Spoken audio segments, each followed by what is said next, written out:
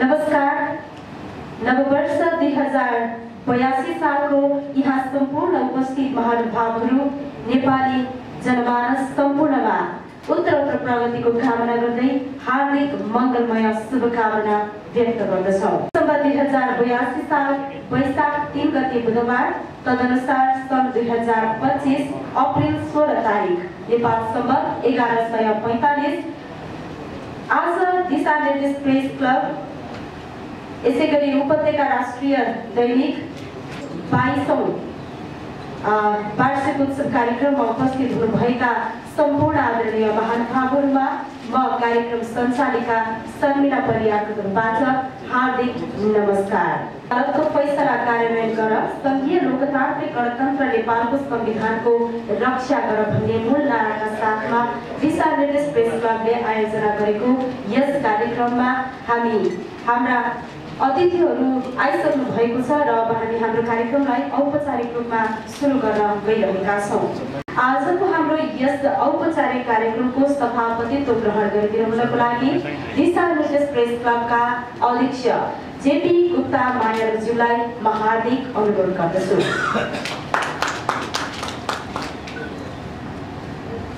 राष्ट्रपति परमानन्द झाज्यूलाई म प्रमुख अतिथिको रूपमा आसन ग्रहण गरिदिनुको लागि हार्दिक अनुरोध गर्दछु। ट्यासमा रहनुहुने हाम्रा आदरणीय अतिथिज्यूहरूलाई ब्याज वितरण र खाना उडाउने कार्यक्रम भइरहेको छ।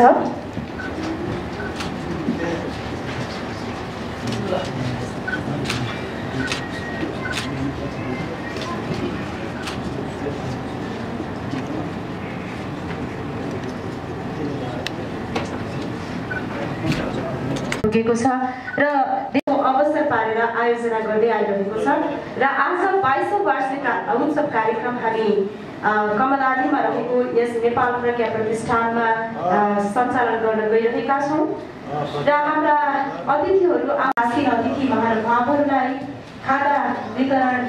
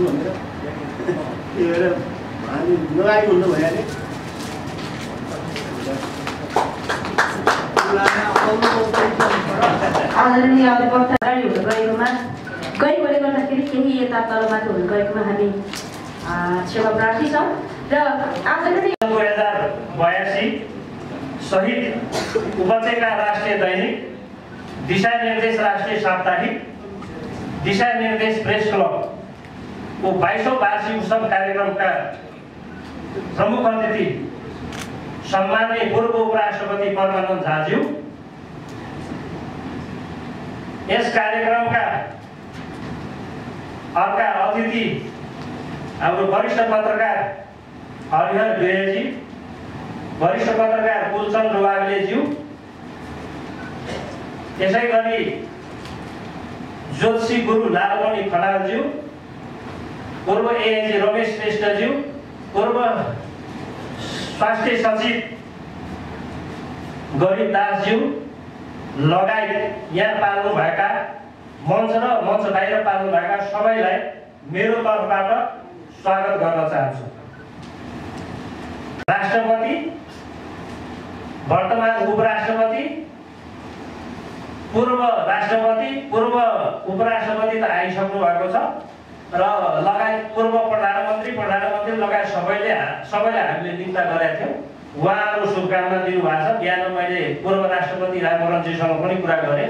उहाँ जेपी तिमीलाई शुभकामना छ मेरो तर्फबाट। म भर्खरै दिल्ली गएर स्वास्थ्य उपचारको लागि दिल्ली गएर आएको छु। यहाँहरूलाई मेरो तर्फबाट स्वागत छ।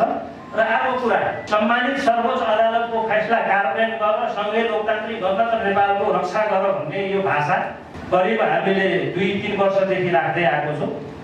किनभने देशभरका पत्रकारहरू 2072-73 साल पुस 1 गतेदेखि आन्दोलित भयो देशभरको पत्रकारहरू। किनभने प्रेस काउन्सिल नेपालले वर्गीकरण गर्दाखेरि विभेदपूर्ण तरिकाले गरेको कारणले हामीले त्यसको विरोध गर्दै देशभरिका पत्रकारहरू करिब 300 भन्दा माथि 500 सम्म भनौँ 500 पत्रिकाहरूको सम्पादक र प्रकाशकहरू आन्दोलन गरेर सबै राजनैतिक दलका प्रमुख राजनैतिक दलका नेताहरूलाई ज्ञापन पत्र बुझाउँदै 2073 फागुन 19 गते हामी सर्वोच्च अदालतमा प्रवेश गरेको थियौँ र सर्वोच्च अदालतले 2079 वैशाख 7 गते 3 वटा निर्देशात्मक आदेश सहित 3 वटा आदेश हाम्रो पक्षमा गरेको थियो।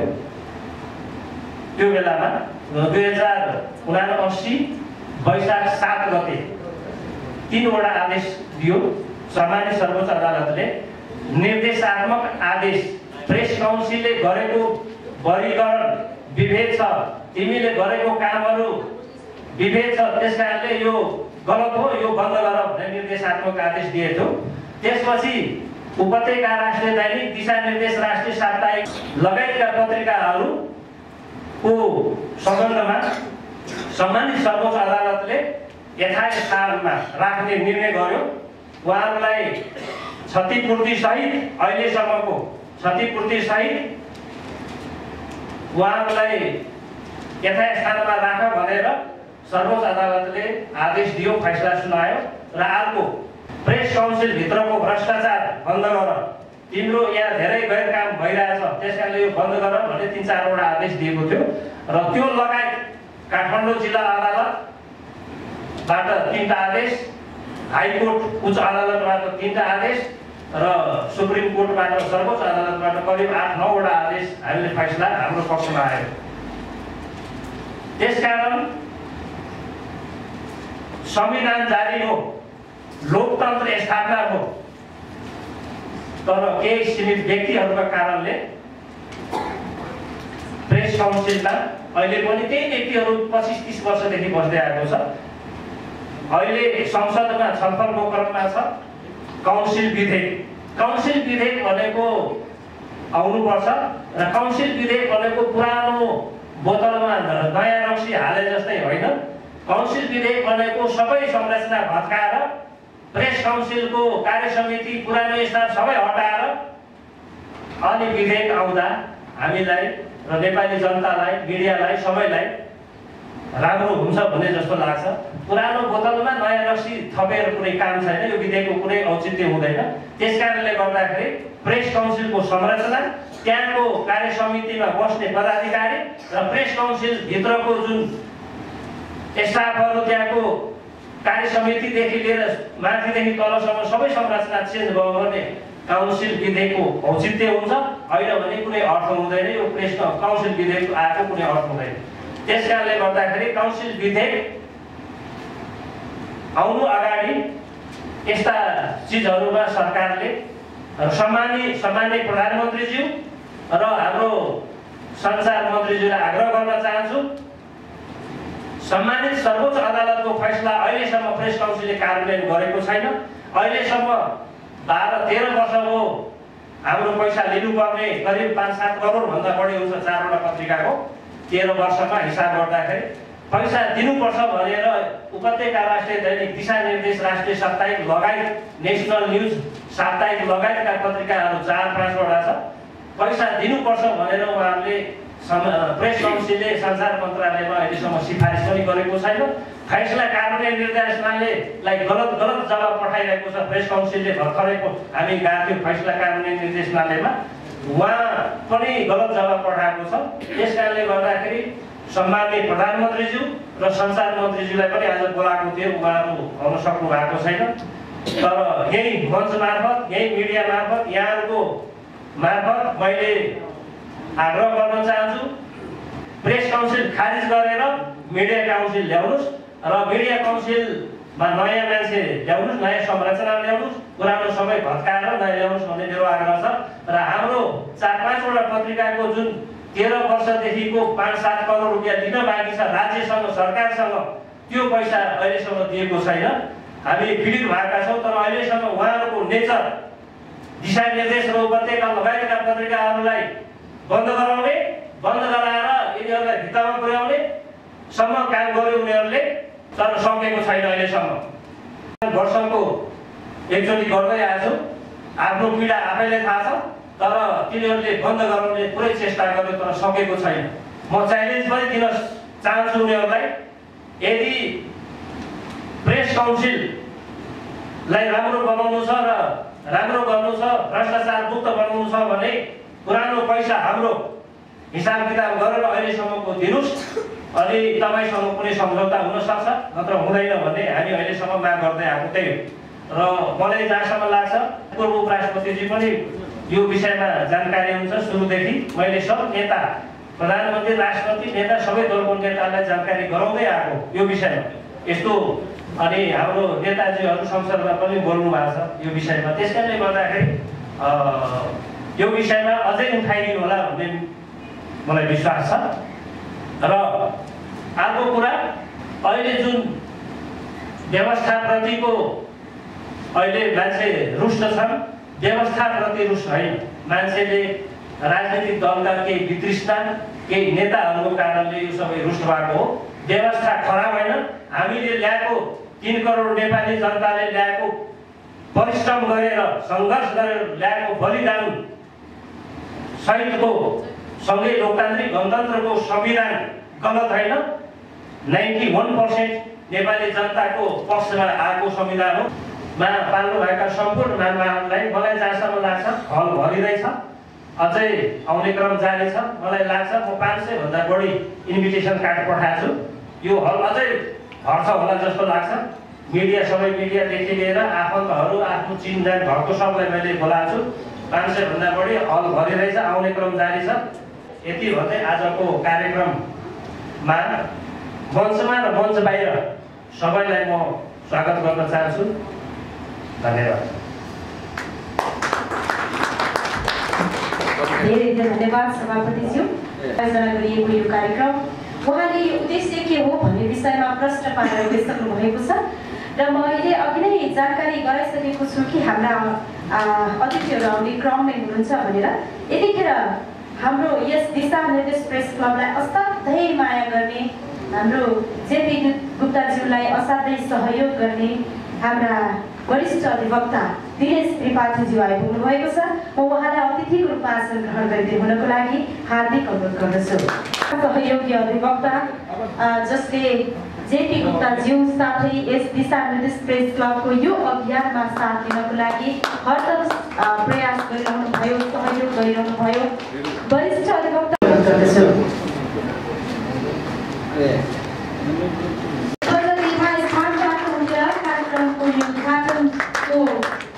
कार्यक्रमलाई शोभा बढाइदिनुको लागि म हार्दिक अनुरोध गर्दछु। साथै एकपटक यहाँहरूको तालीको पनि मैले अपेक्षा गरेँ, निरन्तर तालीको अपेक्षा गरेँ। मैले हाम्रो कार्यक्रमको उद्घाटन कार्यक्रममा भइरहेको छ।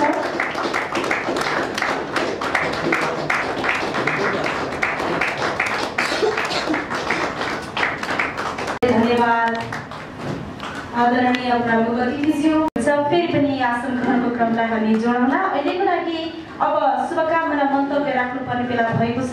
यो 22औं वार्षिक उत्सवको जो दिशानिर्देश प्रेस क्लब छ, जेपीजीले वास्तवमा हामीलाई धेरै पटक घचघचाउनु भएको छ।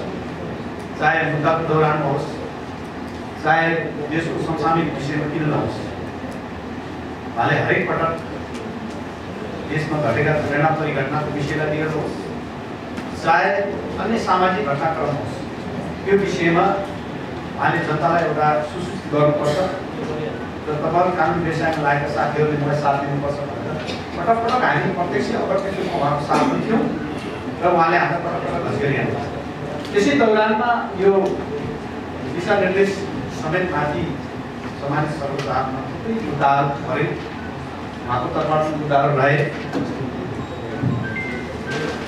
म लगायत हामी थुप्रै साथीहरू थियौँ उहाँको तर्फबाट वकालत पनि गऱ्यौँ हामीले समग्रमा पछि मुद्दा उहाँको पक्षमा केही मुद्दाहरू आए राम्रो पक्ष पनि भयो तर अहिले यहाँ हेर्दै गर्दाखेरि सम्मानित सर्वोच्च अदालतको फैसला कार्यान्वयन गरेर सङ्घीय लोकतान्त्रिक गणतन्त्र नेपालको संहिताको संविधानको रक्षा गर भनेर जुन लेख्न लाग्छ वास्तवमा फैसला भइसकेपछि त्यो फैसला कार्यान्वयन हुनुपर्छ जब सर्वोच्च अदालत होस् या देशभरका जुनसुकै अदालतबाट भएका फैसलाहरू हुन् त्यो फैसला कार्यान्वयन हुनुपर्छ र फैसला भइसकेपछि त्यो मान्छेले फैसला सैद्धान्तिक रूपमा फैसला भएर मात्रै हुँदो रहेछ जब फैसला भइसकेपछि त्यो कार्यान्वयन पक्षमा जान्छ र कार्यान्वयन पक्ष भइसकेपछि व्यक्तिले बल्ल न्याय प्राप्ति गर्दछ त्यो हाम्रो संविधानले बोलेको छ हाम्रो कानुनले त्यो बोलेको छ त्यसै तहमा उहाँले फैसला भइसकेपछि पनि फैसला कार्यान्वयनबाट न्याय पाउन नसकेको भन्ने कुराले देखिरहेको छ त्यो वास्तवमा दुःखद कुरा हो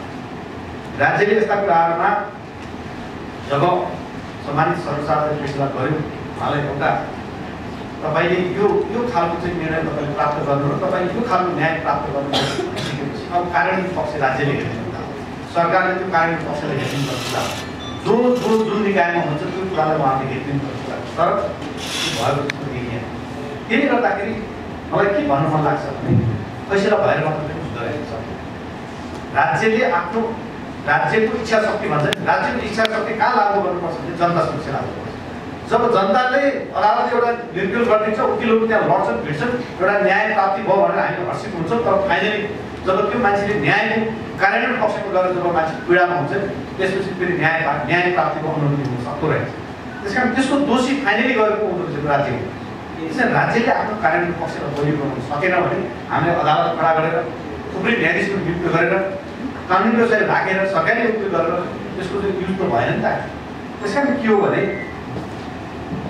कार्यान्वयन पक्ष बलियो हुन जरुरी छ कार्यान्वयन पक्ष बलियो गराउन सरकारको समेत र राज्यको समेत बलियो हुन जरुरी छ र उहाँहरूको संयन्त्रले त्यो कुरालाई लागू गर्न जरुरी छ त्यसपछि बल्ल अहिले न्यायालय भएको र न्यायालयबाट भएका फैसलाहरू चाहिँ त्यसको परिणाम पाउन सक्छ भन्ने कुरा चाहिँ आजको यो कार्यक्रमबाट देखिन्छ त्यस कारण मैले धेरै लामो समय लिएन यहाँ थुप्रै डक्टर साथीहरू थियो आज उहाँ जेपी हुनुहोस् चाहे उहाँको त्यो दिशानिर्देश क्लब छ त्यो क्लबले हामीलाई पनि दिशानिर्देश दिइरहेको छ र मलाई लाग्छ यो शुभकामना दिन चाहन्छु र यहाँको यो वार्षिक उत्सव 22औं वार्षिक उत्सव पनि सफल होस् भन्ने शुभकामना दिँदै दुई शब्द बोल्नु दिनुभयो यहाँलाई विशेष आदरणीय सहयोगी व्यक्तित्वहरू जसले दिशानिर्देश प्रेस क्लबको 22औं वार्षिकोत्सव कार्यक्रमसम्म आइपुग्नको लागि यसरी सहयोग पुर्याउनु भएको छ त्यस्ता आदरणीय व्यक्तित्वहरूलाई हामी सम्मान गर्ने कार्यक्रम राखेका छौँ र सम्मान प्रदान गरिदिनु हुनको लागि संस्थाका जेपी गुप्ता मायालुजीलाई म हार्दिक अनुरोध गर्दछु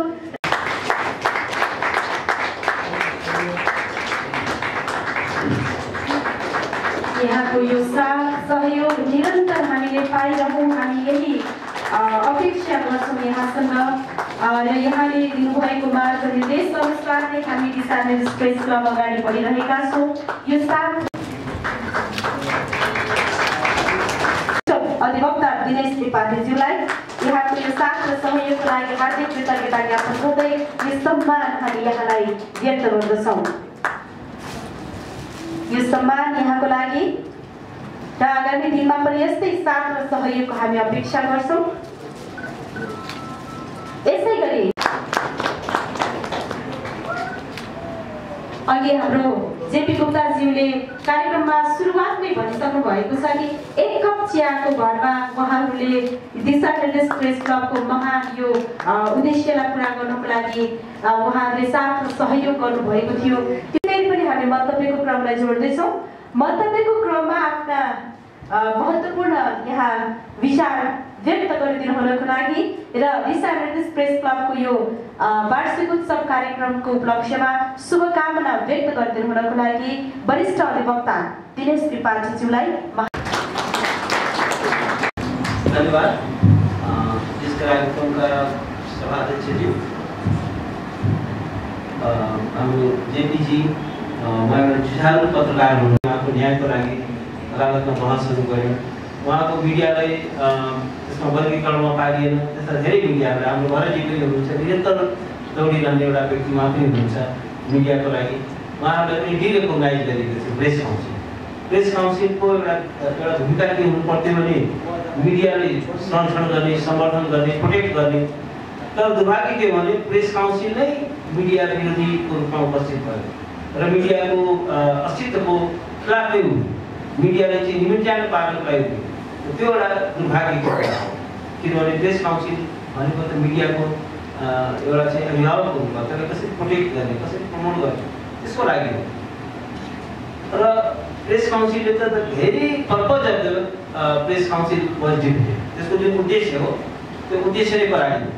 जस्तो नुनले आफ्नो नुनिलोपना गुमायो भने, चिनीले आफ्नो गुलियोपना गुमायो भने गुलियो खोज्न कहाँ जाने? नुनले नुनिलोपना गुमायो भने नुनिलोपना खोज्न कहाँ जाने? Salt to get salt edge, how you find the salt edge, कुरा त्यो छ। त्यस कारण अब यहाँको यो पत्रकारहरू हुनुहुन्छ, कुनै पनि लोकतन्त्र भनेकै एउटा जीवन्त पत्रकारिता बिना, भाइब्रेन्ट मिडिया बिना लोकतन्त्र भन्ने हुनै सक्दैन। लोकतन्त्र भनेको is life blood for democracy. लोकतन्त्र भनेको एउटा अक्सिजन फर डेमोक्रेसी। कुनै पनि लोकतन्त्रलाई सबलीकरणको लागि, त्यसको फङ्सनिङको लागि, सुशासनको लागि इन्डिपेन्डेन्ट मिडिया चाहिन्छ। मिडियालाई चाहिँ वाच डग भनेर भनिन्छ, वाच डग अफ डेमोक्रेसी।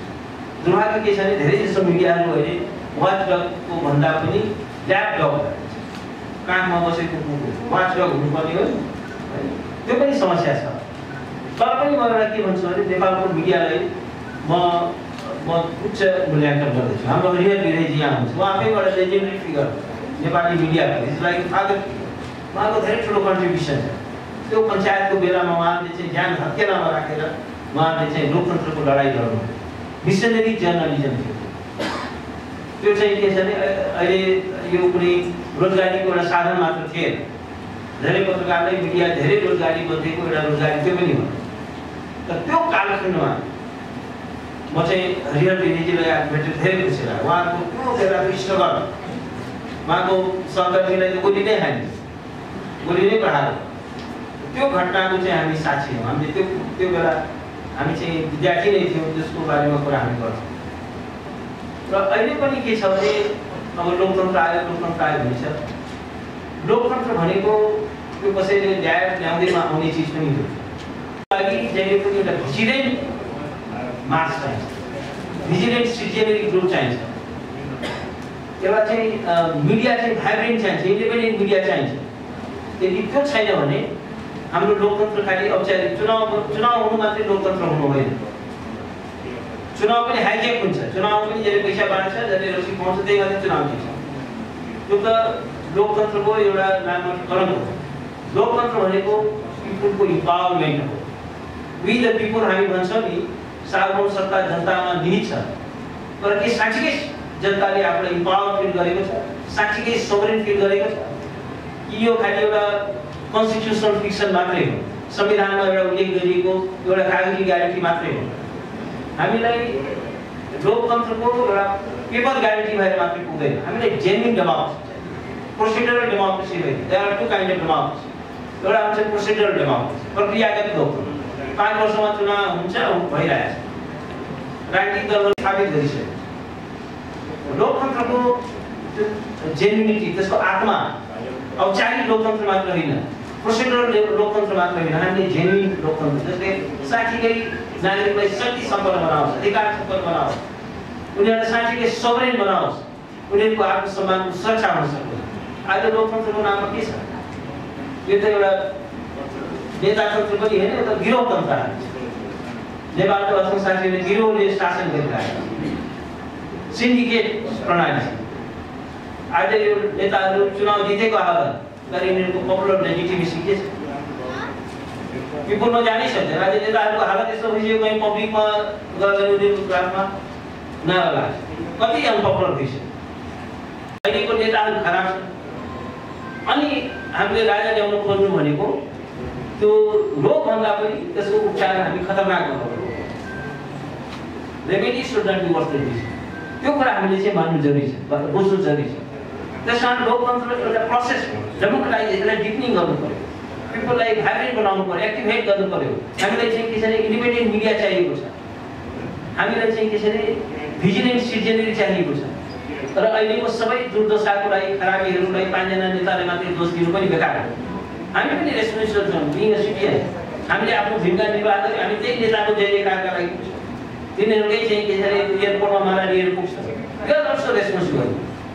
खालि नेतालाई क्रिटिसाइज गरेर मात्रै यो समस्या समाधान हुँदैन। हामी एज ए सिटिजन हामीले आफ्नो रोल चाहिँ प्रभावकारी ढङ्गले, इफेक्टिभ ढङ्गले नेताहरूलाई एकाउन्टेबल बनाउन सक्नु पर्यो, नेताहरूलाई हामीले सेन्सर गर्न सक्नु पर्यो। पोलिटिकल पार्टीहरू प्रेसिडेन्ट निक्सनले के भनेको थियो भने मिडिया भनेको एउटा यस्तो शक्तिशाली कुरा हो कि मैले भियतनाम वार त हामीले जितिसकेका थियौँ, तर we lost that war in the New York Times and Washington Post. अब किनभने न्युजमा फोटो छापिन थाल्यो, न्युयोर्क टाइम्समा फोटो छापिन थाल्यो त्यो भियतनाममा चाहिँ अमेरिकन सेनाले गरेको जुन ज्यादतीको बारेमा, माइलाई एउटा गाउँले चलाइदियो।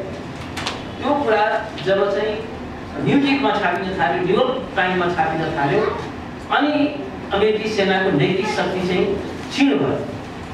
त्यसपछि चाहिँ के छ होइन यो चाहिँ सेना चाहिँ फिर्ता बोलाउनु पर्यो। त्यसमा त्यो चाहिँ के भयो भने मिडियाको शक्ति, र त्यो पनि अमेरिकी मिडियाले, अमेरिकी इस्टाब्लिसमेन्टको खिलाफमा कोही उभियो भने अमेरिकी मिडियाले।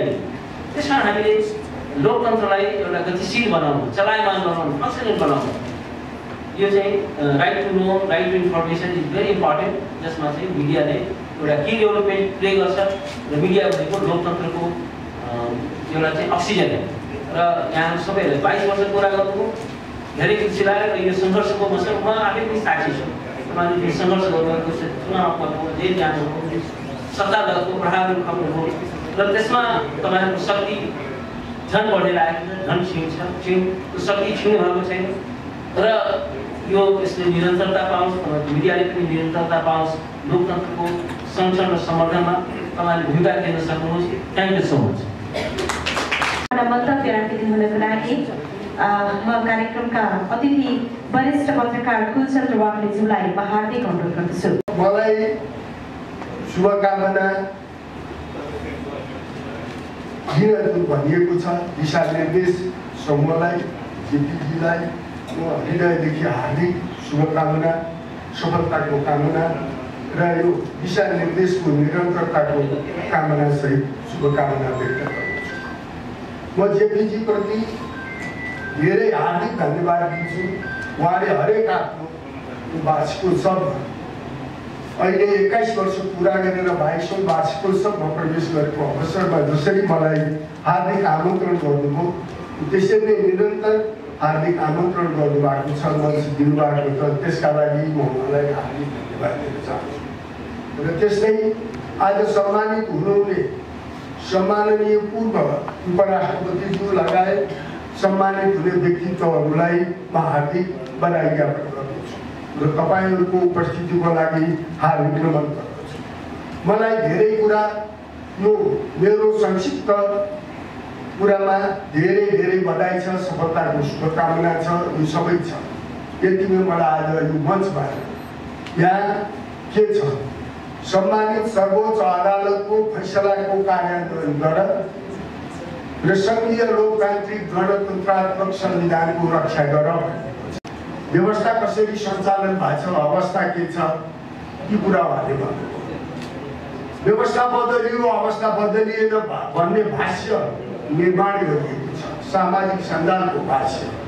तपाईँ हामीले जिम्मेवार तरिकाले समीक्षा गरेर हामीले भोगेको व्यवस्था, हामीले भोगेको अवस्था र अहिले हामीले भोगिराखेको व्यवस्था र अवस्थाको बिचमा के भिन्नता छ, जिम्मेवारीका पूर्वक हामीहरू समीक्षा गर्न सक्षम छौँ भन्ने मलाई लाग्छ। यति गरेर मैले अर्को कुरा, यो गणतन्त्र, यो व्यवस्थालाई धेरै कारणले बदनाम गरिएको छ, कमजोर पारिएको छ। प्रथम उपराष्ट्रपतिले जो भूमिका निर्वाह गर्नुभएको छ, त्यसपछि उपराष्ट्रपति नन्दबहादुर पुन यो सारा देशको सम्मान लिएर दोस्रो व्यक्तित्व भएको मान्छे नेकपा माओवादी केन्द्रको उपाध्यक्ष हुनुभएको छ। उहाँले यो पदको गरिमा, यो नैतिकता, यो पदको जनताले दिएको सम्मानलाई अवमूल्यन गर्नुभएको छ। उहाँहरूको भूमिकाले र विद्या भण्डारी पूर्व राष्ट्रपति त्यसरी नै एमालेको नेता हुन खुट्टा उचालिराख्नु भएको छ। उहाँहरूले त्यो सम्मानित गरिमा, त्यो सम्मानित पद र त्यो सम्मानित नैतिकतालाई स्खलित गर्नुभएको छ। यस्ता कारणहरू छन् जसले यो व्यवस्थालाई बदनाम गर्न, कमजोर पार्न भूमिका खेलेको छ। उहाँहरूले आफ्नो भूमिका, आफ्नो निर्णय, आफ्नो नैतिकहीन, उहाँले त नीति पनि र नीतिको चरित्र पनि, नीति शिक्षा नीति पाठ्यक्रम नै च्यातेको मान्छेहरू हो। तर त्यो गलत रहेछ भन्ने जब उहाँहरूले स्वीकार सक्नुभयो, उहाँहरूले पुनः आफ्नो भूमिका नन्द पासाङ उपराष्ट्रपति पूर्व, अहिले माओवादी केन्द्रका उपाध्यक्ष र खुट्टा उचालिराख्नु भएकी आदरणीय विद्या भण्डारी पूर्व राष्ट्रपतिजी, उहाँहरूले बाँकी राजनीतिक कदम र दलको कार्यकर्ता हुने निर्णयलाई पुनः समीक्षा गर्नुहुन्छ भन्ने कुरो म दिशानिर्देशको यो मञ्चमा राख्दै तपाईँहरूबाट बिदा हुन्छु र यो अवसरका लागि जेपीजी लगायत आदरणीय वरिष्ठ पत्रकार हरिहर विरहीज्यू, यसलाई अझ निरन्तरता मात्रै होइन, अझ प्रभावकारी ढङ्गले सञ्चालित गर्नको निमित्त उहाँहरूलाई शुभकामना व्यक्त गर्न चाहन्छु। आज हामी नयाँ वर्षको प्रारम्भ जस्तै अवस्थामा उभिएका छौँ। गएको वर्ष साँच्चै भन्ने हो भनेदेखि धेरै सुखद रहेन राष्ट्रको लागि, समाजको लागि। विभिन्न किसिमका द्वन्द्व, अन्तर्द्वन्द्व, अनपेक्षित, अवांछित, अशोभनीय घटनाक्रमहरू हामीले प्रत्यक्ष देख्नु पर्यो, सुन्नु पर्यो। त्यसका परिणामहरू हामीले भोग्नु पनि पर्यो। यो वर्ष अर्थात् आगामी दिनहरूमा यस प्रकारका दृश्य, यस प्रकारको अनुभवहरू हामीले गर्न नपरोस् भन्ने कामनाका साथ यहाँहरू सबैलाई शुभकामना दिन चाहन्छु। देशमा आज धेरै सञ्चार माध्यमहरू छन्। सञ्चार क्षेत्र अहिलेको युगमा पनि विभिन्न प्रकारका चिन्ता र चुनौतीहरूले घेरिएका छन्। आफ्नो अस्तित्वको लागि सङ्घर्ष गरिरहेको अवस्था छ। लोकतन्त्रमा यो अवस्थाको अनुभव गर्नु भनेको एउटा सबैको लागि चिन्ताको विषय हो।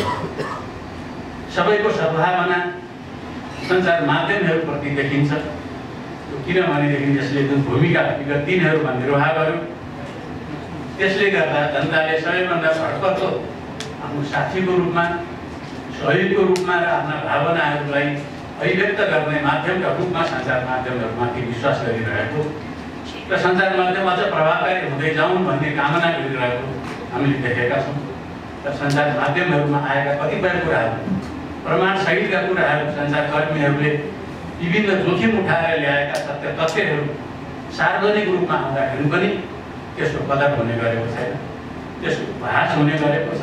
त्यसलाई कदर गर्नको निमित्त सञ्चार माध्यमहरूको कसैप्रति, कुनै पनि सरकारप्रति, कुनै दलप्रति, कुनै पनि वर्ग समुदायप्रति विद्वेष हुँदैन, प्रतिस्पर्धा हुँदैन।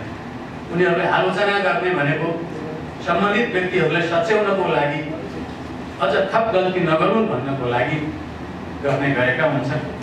तर त्यसको परिणामहरू चाहिँ सुखद हुन सकेको छैन। सञ्चार माध्यमहरूले औँल्याएका र देखाएका कुराहरूको कदर गरिएको भएदेखि आज लोकतन्त्रप्रति यस प्रकारको गुनासो उत्पन्न हुनुपर्ने, लोकतन्त्रले मासिने हो कि भन्ने चिन्ता लिनुपर्ने अवस्था निश्चय नै आउने थिएन। त्यस कारणले समाजका सबै वर्गहरूले सत्य र तथ्यलाई स्वीकार गर्ने, आत्मसात गर्ने दिशामा हामीले सबैलाई प्रेरित गर्न सक्यौँ भनेदेखि निश्चय नै देशको, समाजको र हामी सबैको भविष्य त्यसमा निहित छ भन्ने लाग्दछ। यस्तो देखिन्छ बेला बेलामा, उखान छ राम आए स्वस्ति राम आए स्वस्ति भन्ने। राम आए पनि जय जयकार, रावण आए पनि जय जयकार। लोकतन्त्रमा यस्तो हुन सक्दैन। जहाँ प्रेस स्वतन्त्रता छ त्यहाँ पनि यो स्थिति हुनु भनेको सञ्चार माध्यम र सूचनाहरूले यसमा सन्तोष गर्न सक्दैन। त्यस कारणले हामीले छुट्याउन सक्नुपर्दछ के सही हो र के गलत हो।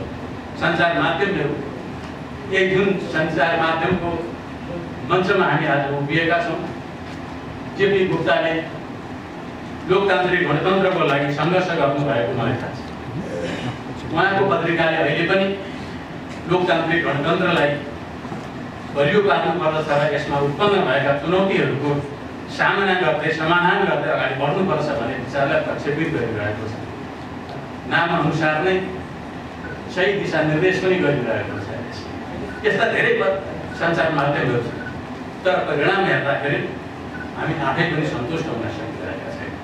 जनतालाई अहिले पनि सही सत्य र तथ्य हामीले बताउन नसकिरहेका रहेछौँ भन्ने मनमा हामी सबैले आफ्नो बोध गर्नुपर्दछ।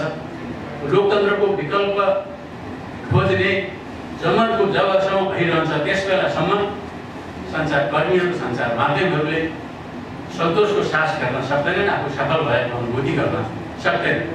अहिलेको गणतन्त्र भनेको फगत गणतन्त्र मात्र होइन, यो लोकतान्त्रिक गणतन्त्र र गणतन्त्र हरायो भनेदेखि गणतन्त्र मात्र हराउने छैन, राष्ट्रपति र उपराष्ट्रपति मात्र जाने छैन। सम्पूर्ण नागरिकहरूको अधिकार, सम्पूर्ण लोकतान्त्रिक अधिकार र नागरिक सर्वोच्चता समाप्त हुनेछ। त्यसकारण जुन एउटा प्रपञ्च जनतालाई भ्रमित पार्ने काम भइरहेको छ, एउटा राष्ट्रपतिको ठाउँमा अर्को राष्ट्रपतिले ल्याएर थपक्क राख्दिउँ समाधान भइहाल्छ, तर त्यति सजिलो छैन। हामीले देखिसकेका छौँ राजा ज्ञानेन्द्रले राज्याभिषेक गर्दाखेरि राजा भएपछि संविधानको रक्षा र पालना गर्ने प्रतिबद्धता र शपथ लिनुभएको थियो उहाँले। तर जब स्थिति अनुकूल भयो त्यसपछि हामीले देख्यौँ कि सञ्चार माध्यमका अफिसहरूमा बत्ती लगाएका व्यक्तिहरू आएर सम्पादकलाई आदेश गर्ने यो समाचार छाप, यो समाचार एफएमहरू बन्द गर्ने हुँदा हुँदा मोबाइल र टेलिफोन समेत कति दिनसम्म बन्द गर्ने नेताहरूलाई लगेर खुनामा र उहाँले पहिले भन्नुभयो पहिलेको दाजु जस्तो मुख दर्शक भएर टुलटुल हेरेर बस्दिनँ, म सक्रिय हुनुपर्छ भनेर उहाँले सार्वजनिक रूपले नै अहिले त्यसैले अहिले जुन प्रचार गरिँदैछ संवैधानिक राज्यबाट अभिभावक तत्त्व उहाँलाई दिनु पर्यो भन्ने कुरा यो एउटा झुट र जनतालाई भ्रमित गर्ने काम मात्रै हो। कथा छ यसको घैँटोमा माथि दुधको तरहरू राखेर मान्छेलाई दुधै दुध छ घैँटोभित्र पारेर भ्रम पार्ने जुन हाम्रो कथा छ, लगभग त्यही प्रकारको रणनीति कसैले अपनाउन खोजेको देखिन्छ। यो सफल हुने त सम्भावना म देखिरहेको छैन, किनभनेदेखि दासत्वबाट मुक्त भएको व्यक्ति फेरि फर्केर दास बन्न इच्छुक कोही होला भन्ने मलाई लाग्दैन। अझ स्वतन्त्रतालाई अझ कसरी उपयोग गर्ने, कति निर्भीकतापूर्वक उपभोग गर्ने, आफ्नो जीवनलाई कति सुन्दर गर्ने र सुशासनको अनुभूति गर्ने, संविधानले प्रदान गरेका अधिकार स्वतन्त्रताहरूलाई कसरी उपभोग गर्ने दिशामा चिन्ता गरिरहेको अवस्थामा प्राप्त भएको अधिकार पनि ल तिमीहरू लिएर जाऊ, अब हामी दासको दास भन्छौँ, गुलामी नै हामीलाई हाम्रो लागि नियति रहेछ भनेर आजको जमानामा जुन जनताले आफैले आफ्ना जनताका प्रतिनिधिहरूले छानेका व्यक्तिहरूले संविधान सभाले निर्माण गरेको संविधानको विरुद्ध नेपाली जनता जान्छ भनेर कसैले पनि नसोचे हुन्छ भन्ने मलाई लाग्दछ। समय थोरै छ किनभने सबैभन्दा पहिले सञ्चार माध्यमहरूमाथि आक्रमण हुन्छ, राजनीतिक दलहरूमाथि आक्रमण हुन्छ। गएकै दिनमा दिनकुनियामा पनि हामीले देख्यौँ सबैभन्दा पहिले सञ्चार गृहमाथि नै आक्रमण भयो, राजनीतिक पार्टीको कार्यालयमा आक्रमण भयो, नजिकै अरू सञ्चार माध्यम र पार्टी कार्यालयहरू भएको भए त्यहाँ पनि हुने थियो होला। अब केटाहरू त्यस कारणले यो स्थिति नथोलियोस्, एउटा सही दिशामा मुलुकलाई अगाडि गइजान आफ्नो तर्फबाट योगदान गरौँ भन्ने अनुरोधका साथ फेरि दिशा निर्देश र जेपी गुप्तालाई हार्दिक शुभकामना। देशको समसामयिक परिस्थितिलाई पनि थोरै केही व्यक्त गरिदिनु होला आफ्नो कुराहरू भन्दै आजका हाम्रा कार्यक्रमका प्रमुख अतिथि सम्माननीय पूर्व उपराष्ट्रपति परमानन्द झाज्यूलाई म हार्दिक अनुरोध गर्दछु। तराईमा जन्मेका व्यक्ति आज 22 वर्षदेखि यो पत्रिका चलाइराख्नु भएको छ। मैले आफै अनुभव गरेको छु, देखेको छु। धेरै क्षेत्रका इभन पत्रकारहरूले नै आफ्ना क्षेत्रमा आएका त्यो संस्थालाई, त्यो अखबारलाई, त्यो मिडियालाई छोडेर अन्यत्र गइसक्नु भएको छ। व्यक्ति नगए पनि त्यो सञ्चारका जुन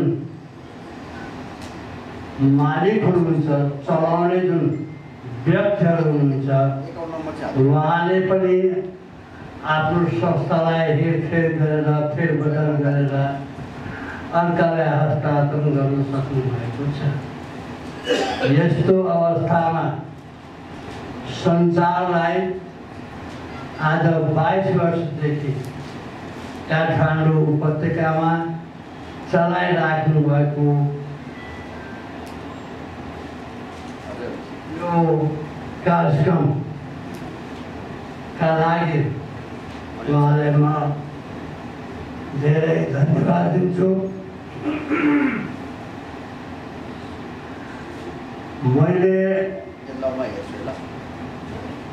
अब अस्वस्थ रहेको कारणले गर्दा पनि मैले उहाँ कार्यक्रमलाई मैले अस्वीकार गर्न सकिनँ र म उपस्थित भएको छु।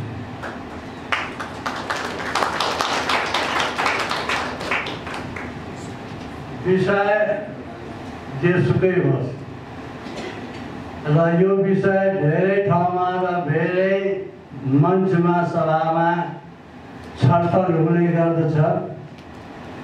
त्यो विषयसँग मलाई खासै मतलब म राख्दिनँ। एउटा मात्रै मर्म लाग्ने कुरो के छ भनेदेखि सङ्घीय लोकतन्त्र गणतन्त्र संविधानलाई रक्षा गर, संविधानलाई रक्षा गर त गर। अहिले सबैतिरबाट कुन पार्टी छैन हाम्रो नेपालमा, कुन व्यक्ति विशेष छैन हाम्रो नेपालमा, कुन संस्था छैन, कुन एनजिओ छैन कि जसले हाम्रो संविधानलाई हरेकतिरबाट यो संविधान मिलेकै छैन भनिरहेको छ। संविधानलाई पहिला नेपालका जुन प्रमुख दलहरू छन्, भनौँ काङ्ग्रेस भनौँ, नेपाली काङ्ग्रेस भनौँ, उनका नेता हरेक दिन भन्नुहुन्छ पहिला संशोधनका एजेन्डा संशोधन गर। एमाले जुन संयुक्त सरकार बनाएको छ उसको पनि त्यही भनाइ। भर्खर सरकारबाट निस्केको माओवादी केन्द्रको पनि भनाइ त्यही छ। कुन संविधानलाई रक्षा गर्न? पहिलो प्रश्न त्यो आउँछ कि संविधान त रक्षा गर, कुन संविधान? जतिखेर संविधान प्रकाशनमा ल्यायो मलाई अझै पनि याद छ, त्यतिखेरको राष्ट्रपतिज्यूले यसले हतार नगरौँ, पूर्व सभामुख स्वर्गीय सभामुखलाई उहाँले पटक पटक आग्रह गर्नुभएको थियो कि यसले बेला भएको छैन, यसले तपाईँ हटाउन गर्नुहोस्। यतिसम्म धम्की आयो कि तपाईँ यदि यसलाई प्रकाशनमा ल्याउनुहुन्न भनेदेखि तपाईँलाई हटाएर तपाईँको काममा अरूलाई दिन्छु। यतिसम्म पनि छुट्टी आएको हो। त्यसले बुझ्न सकेका छैन, त्यतिखेर पनि बुझेन, अहिले पनि बुझ्न सकिरहेको छैन कि संविधान कहाँबाट निर्देशित भयो। नेपाली जनताबाट कि हाम्रो संविधान सभाबाट मार्फत त संविधान सभा भएकै हो, 601 जनाको दस्तखत भएकै छ, तर कसरी आयो भन्ने कुरामा अहिले पनि अन्यलता छ। त्यसैले पहिला संविधानमा जनताको मागलाई पहिले उल्लेख गर, संशोधन गर, अनि मात्रै यो अन्य कुराहरू गर भन्ने मेरो धारणा र म त्यही कुरा नेताहरूलाई, दलहरूलाई, प्रतिनिधि सभालाई म त्यही कुरा अनुरोध गर्न चाहन्छु। र त्यसैमा नेपालीलाई कल्याण छ, होइन भने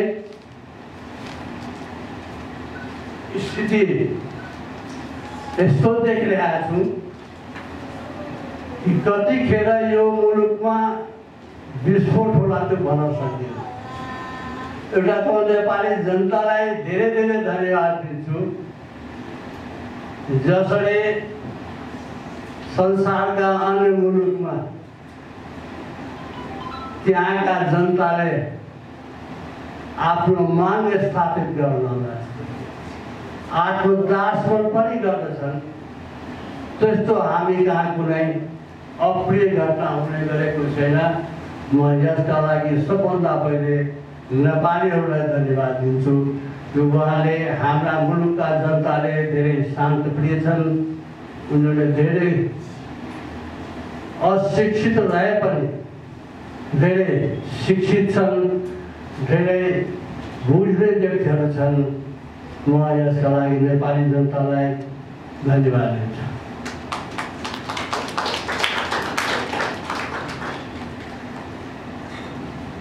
यो मुलुकमा कसलाई असर भन्न, दललाई, व्यक्ति विशेषलाई भन्न सकिन्छ।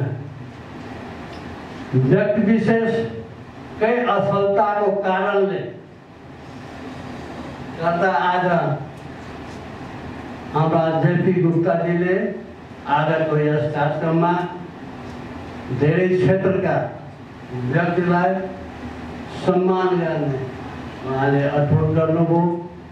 र त्यसै अन्तर्गत हाम्रा सर्वोच्च अदालतका वरिष्ठ अधिवक्ताजीहरू, अन्य क्षेत्रका वरिष्ठ पत्रकारजीहरू, अन्य क्षेत्रका व्यक्तित्वहरूलाई सम्मान गर्ने कार्यक्रम पनि राख्यो। उहाँको सम्मान कार्यक्रममा मैले पनि दस्तखत गर्ने सहभागी पाएकोले धेरै वरिष्ठ अधिवक्ताजीहरूको मैले नाम त्यसमा उल्लेख भएको पाएँ।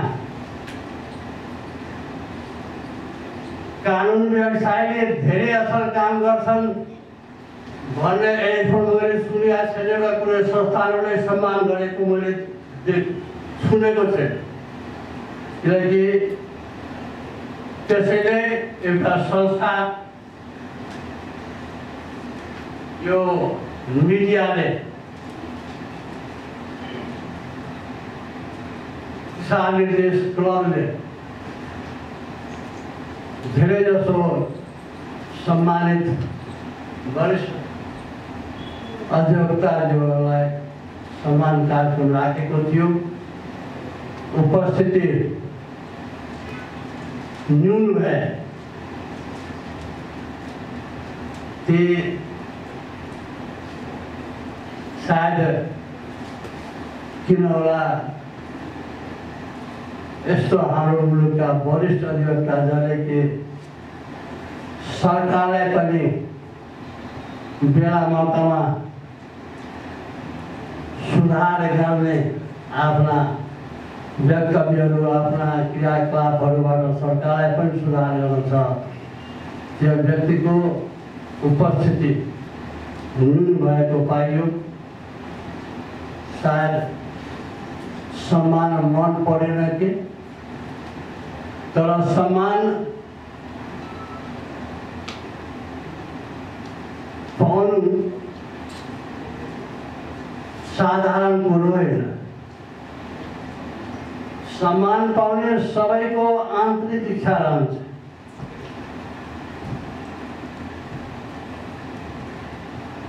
र त्यो सम्मानको लागि कतिजनाले संस्थाहरूलाई सिफारिस पनि गर्दो रहेछ। यस अवस्थामा यो दिशा निर्देश क्लबले गरेका यो सम्मान कार्यक्रममा धेरै सम्मानपूर्वक देखेका छौँ। यो क्लबबाट प्राप्त गर्ने व्यक्तित्वहरूको उत्तरोत्तर प्रगति भइरहेको यो कामना पनि गर्दछ। म धेरै कार्यक्रममा जाने गरेको छैन। शरीरले पनि अलि अस्वस्थ हुँदै गएको छु। तर मौकाको मौका कार्यक्रममा यस लोभले जाने गर्दछु कि गएपछि पुराना व्यक्तित्वहरूसँग पुनः भेटघाट होला, उहाँसँग देखादेख होला, अलिकति मनमा शान्ति आउला। यी सबै लोभले गर्दाखेरि म यहाँ उपस्थित भएको छु। यहाँ सबैको उपस्थितिले गर्दाखेरि मलाई अझ अलिकति ऊर्जा दिएको छ अर्को कुनै कार्यक्रममा जानको लागि। र यहाँ सबैलाई म धन्यवाद दिँदै खास गरेर जेपी गुप्ताजी उहाँको धेरै निकट रहेर पनि मैले उहाँले चिन्दछु र उहाँको स्वास्थ्य र दीर्घायुको नयाँ वर्षमा कामना गर्दै उहाँको प्रेस पनि दिनादिनको उत्तर प्रगति गर्दै गरोस्, यही शुभकामनाका साथ आफ्नो भनाइ यही समाप्त गर्छु। धन्यवाद।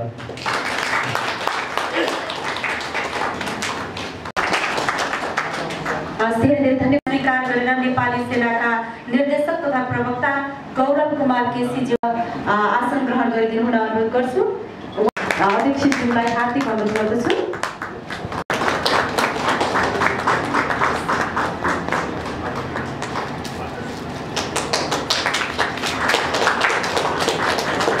आज कार्यक्रममा मलाई आज यतिको मान्छे आउँछ जस्तो लागेको थिएन। मलाई आज किन लागेको थिएन भने बानेश्वरको जुन टिचरहरूको जुन आन्दोलन छ त्यो आन्दोलनको कारणले गर्दाखेरि पनि मलाई लाग्छ धेरै पीडा सहेर आउनु भयो होला जस्तो लाग्छ मलाई। किनभने चिनकुनेदेखि बानेश्वरसम्म माइती घर मण्डलासम्म पुरै जाम छ। त्यही पनि मान्छे आफ्नो छलेर कता कता बाटो आउनु भयो होला। त्यसको लागि धेरै धेरै धन्यवाद दिन चाहन्छु। र आजको कार्यक्रममा पूर्व राष्ट्रपति, पूर्व उपराष्ट्रपति, वर्तमान राष्ट्रपति, वर्तमान प्रधानमन्त्री, उपराष्ट्रपति सबैको मैले शुभेच्छा पाएको छु। र मेरो कार्यक्रममा लगभग मैले सबै साथीभाइलाई कसैलाई छोड्दिनँ। मसँग नजिक भएको सबलाई मैले इन्भाइट गरेको हुन्छु। सब आइदिनु भएको छ र आइराख्नु भएको छ। 22 वर्षदेखि लगातार मैले कार्यक्रम सञ्चालन यही हलमा, त्योभन्दा अगाडि पर्यटन बोर्डमा गर्थेँ। पर्यटन बोर्डमा अलि उपराष्ट्रपतिजी भर्खर हुनुभएको थियो। त्यो बेलामा जेपीजी यस्तो सानो ठाउँमा पार्किङ भएन, के गर्ने भन्नुभयो। अनि सुभाष नेमाङज्यूले त्यसपछि मैले यहाँ सञ्चालन 12-13 वर्षको यहाँ नियमित रूपमा गर्दै आएको छु। र कुनै पनि संस्था टिकाउनलाई धेरै सङ्घर्ष झेल्नुपर्छ। मैले धेरै सङ्घर्ष भोगेको छु, झेलेको छु। तर म अडिग छु, कदापि तलमाथि हुन दिन्न। र संविधान रक्षाको लागि हामी पहरेदारी गरिरहनेछौँ र गर्नेछौँ। यो अभियानको साथ आजको यो कार्यक्रममा पाल्नुभएका प्रमुख अतिथि र मञ्च बाहिर बस्नुभएका साथीहरू, मिडिया साथीहरू, विभिन्न पदाधिकारीहरू साथै हाम्रो वरिष्ठ अधिवक्ताहरू आउने थियो। आज सबै 20-25 जनालाई बोलाएको थिएँ। उहाँहरू किन आउनु भएन भने अहिले मलाई फोन आइरहेको छ, सब जाममै छ। जामको कारणले आउन सकेन, अदालतमै छु, अदालतको मुद्दामा छु भने आउन सकेन भने भर्खर अहिले हाम्रो समक्ष ढिलो भए पनि आइपुग्नुभयो नेपाली सेनाका प्रवक्ता गौरव कुमार केसी। उहाँ भन्नुभएको थियो 3 बजेपछि मलाई अलि फुर्सद मिल्छ जेपिसी, हुन्छ 3 बजे भए पनि आइदिनुहोस् भनेर उहाँ आइदिनु भएको छ। उहाँलाई सम्मान मेरो तर्फबाट धन्यवाद पनि छ। चिफ साहबलाई पनि बोलाएको थिएँ, नेपाल प्रहरीका चिफ, उहाँ मार्फत उहाँ आउनु भएको हो। र नेपाल पुलिसका आइजिपी वर्तमान र सशस्त्र प्रहरी बलका आइजिपी 2 जनालाई बोलाएको थिएँ। उहाँले पठाउनु भएको छ, डिएसपी साहबहरू म आउन सकेन सरी भनेर मलाई म्यासेज गर्नुभएको छ। भनेपछि हाम्रो यो प्रोग्राममा राजनीतिक दलका नेता, पत्रकार, वकिल, व्यापारी लगायत सबै क्षेत्रको मान्छेलाई मैले बोलाउँछु हरेक प्रोग्राममा। अब कतिपय प्रोग्राममा आउनु भएको छैन, कतिपय प्रोग्राममा आइराख्नु भएको छ। म सबैलाई धन्यवाद दिन चाहन्छु। र आजको कार्यक्रममा यतिको उपस्थित हुन्छ भन्ने मलाई लागेको थिएन। आइदिनु भयो भने धन्यवाद। र